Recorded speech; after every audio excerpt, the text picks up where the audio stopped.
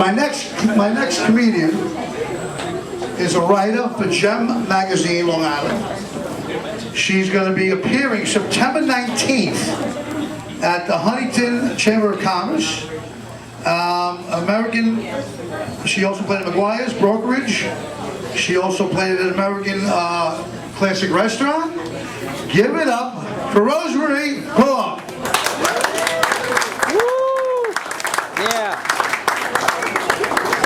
For some reason, Ragu was impressed that I write. That's because usually he doesn't need any girls who can read, let alone write. So, I'm first time here.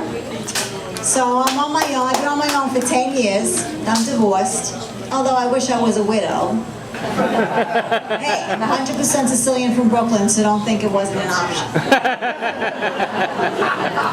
It was a horrible marriage. There was verbal abuse, mental abuse, physical abuse, and don't even let me get started on his bad habits. But I'm not bitter. I have 3 great kids. When my oldest was in kindergarten, she announced to the class that when she grew up, she wanted to be just like her mother. Smart, pretty, and a slut. Of course, her teacher, Mr. Vito, called me the second school was over. We've been dating ever since. So I didn't think getting divorced would be so bad. After all, statistics tell you 50% of the population's divorced. What they don't tell you is it's the ugly half. So I thought I'd be able to find a guy that was independently wealthy, had a villa by the sea, who would shower me with gifts. After 10 years of dating, I'll settle for a guy that doesn't live with his mother, has a job, and showers. I tried everything. I tried the online dating, but whenever you go online, people tend to exaggerate. When they say a few extra pounds, they walk in sideways. When they say they're 5'8", they can't make the ride at Coney Island. Sorry, it's very frustrating.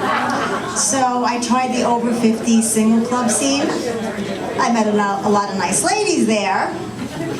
I was talking to some nice ladies, and I was bragging how I had a beautiful 25-year-old daughter that was an attorney. Well, the cute guy on the bar stool next to me that I've been scoping all evening taps me on the shoulder and asks me for her phone number. I said, sure, after I break your legs, you can call her, because she's a personal injury attorney. It's getting so bad that my ex-husband's starting to look like a keeper. So, but you know what? Dating's not even the worst part about getting divorced. You know what the worst part was? Having to tell my Italian-American Roman Catholic mother. You know the kind, rosary bead in the pocketbook, rosary bead in the glove box, rosary bead on the rearview mirror. I'm like, Mom, what's with all the rosary beads? She says in case she gets into an accident, she wants to make sure nobody mistakes her for an atheist. I said, I think we got it covered because you wear a 24-inch crucifix. Telling my 100% Sicilian father I was getting divorced, that wasn't so bad. He said he only had one question for me. You want the body recognizable or not recognizable? I'm like, Dad, that's the father of my children. You know I need a closed casket. Family, what are you going to do about them? You know, recently we had the 4th of July. Well, you ever have one of those relatives where every year you have to go to visit them? Every holiday, they never come to you. For the last 10 years, I've had to drive 3 hours upstate to visit my brother. Thank goodness he's up for parole. I mean, come on. It's not like he killed the guy. He just ran him over. 4 times. Hey, he can still walk. They just call him Lumpy. But to be honest with you, the girls called him Lumpy even before the accident. So, my parents are like, you know, just because you live in Long Island, you went to college, make sure you remember your culture, your heritage, your language, and every opportunity you go and visit the homeland. So I go to Brooklyn whenever I can.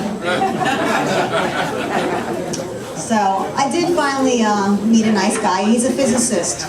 No, not a physician, to my mother's disappointment. a physicist.